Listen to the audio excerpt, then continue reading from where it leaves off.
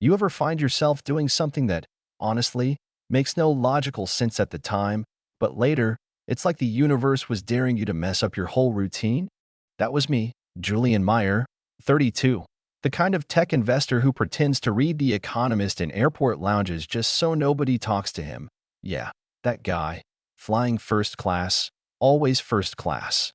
The kind of seat where your jacket gets its own hanger and the flight attendant calls you Mr. Meyer with that practiced smile. I don't say this to brag. I just never really thought much about the folks back in economy. I mean, they were there, sure, but mostly they were just a low hum behind a curtain, like a noise you get used to but never actually listen to. So there I am, on flight LX 218, Zurich to Cape Town, sipping espresso in this private little bubble at the gate, watching the headline ticker roll by about markets and mergers and whatever else passes for news.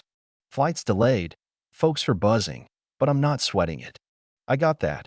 I belong here calm that comes with a million-mile status card, you know? When it's time, I board before most folks even stand up. Headphones, seat 1A, champagne already poured, menu promising duck confit and Belgian chocolate. I'm settling in, ready to disappear for 12 hours, when I hears where everything gets weird. There's a kind of tension in the air, people glancing down the aisle. Let me back up a sec. You ever see something in your periphery, and at first, your brain just files it away as not my problem? That's how I was with her. A small, older black woman, maybe 80, dressed real neat in a white head wrap and soft blouse, walking so slowly with her metal walker, every step deliberate, every breath just a little shaky. She's with this flight attendant, a blonde woman who looks like she wants to help but isn't sure how, whispering in her ear, guiding her toward the back. And you can see this isn't going to work. The woman keeps looking at the exit, then at the seats, then at the walker, her face folding in on itself. I could see her hands shaking from all the way in 1A. The seat they're pointing her to? Way back in 42F, right by the engines, next to the bathroom, no space for her walker at all. I don't know what happened, but I just stood up. Didn't even think about it. I walked over, probably looked like some kind of Wall Street stereotype, cufflinks and all, and I tell the attendant, switch her seat with mine. She blinks like I'm nuts. Sir, you're in 1A. Yeah, I know. Just let her have it. People start staring. Someone in business class even laughs. But whatever. I help the attendant walk her to the front. She settles into the seat like it's a throne. And she looks at me, really looks, and says, "You're giving up this for me?" I just shrug, suddenly self-conscious. It's just a seat, right? She touches my wrist, her fingers all delicate and warm, and she smiles. You remind me of someone.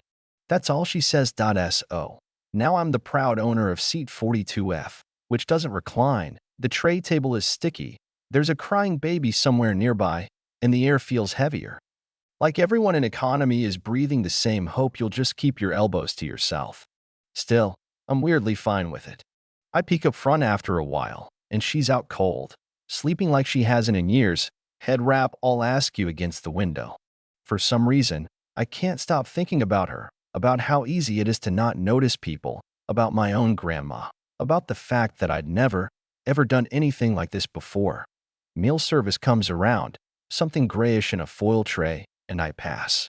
The woman next to me, middle-aged with curly hair, hands me a biscuit from her purse and says, "Not many folks would do what you did." I tell her it wasn't planned. She grins. That's what makes it matter. And for the first time in years, I'm not looking to escape, not wishing I was anywhere but here. I'm just there. As we get close to Cape Town, the lights come up, people start stretching, yawning, digging for their passports. I get up and walk toward the front, not to show off, but because I can't shake this feeling. Is she still up there? Is she okay? She's awake, drinking water, looking more alive than before. She catches my eye and pats the seat next to her. Come, sit. Let me tell you a story. Her voice is soft, but sharp, like she's testing me. I sit down, and she digs into this old leather bag and pulls out a folded piece of paper carefully, like it's made of glass. She slides it to me. I'm not just a passenger, she says. I open it. Old document, faded ink, a signature I almost recognize, Dr. Neota Elena. It hits me months back. I saw her name on some global humanitarian award thing. Clinics in war zones, women's shelters across Africa, even a peace treaty between rival tribes. Suddenly, the first-class seat feels like a joke compared to the life this woman has lived. I stammer, "Your Dr. Elena?" She nods. "I used to be. Now I'm mostly bones and memory. But I still know a good man when I see one." I'm blushing, fumbling for words.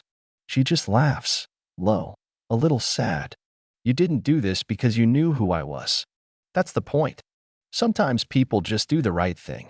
She tells me she booked economy on purpose, wanted to disappear for a while, tired of meetings and ceremonies, just wanted to see home one last time. Not as a doctor, just a woman. "But my body betrayed me," she sighs, looking out the window. "I thought I could make it, but I couldn't. And then you stood up." She looks back at me, all steady and sure. "You gave without asking. You didn't wait for a thank you. That's rare." She pulls out this battered notebook, scribbles something, tears out a page, and hands it over. "I only give out 3 of these a year. Present it at any Elena Trust office.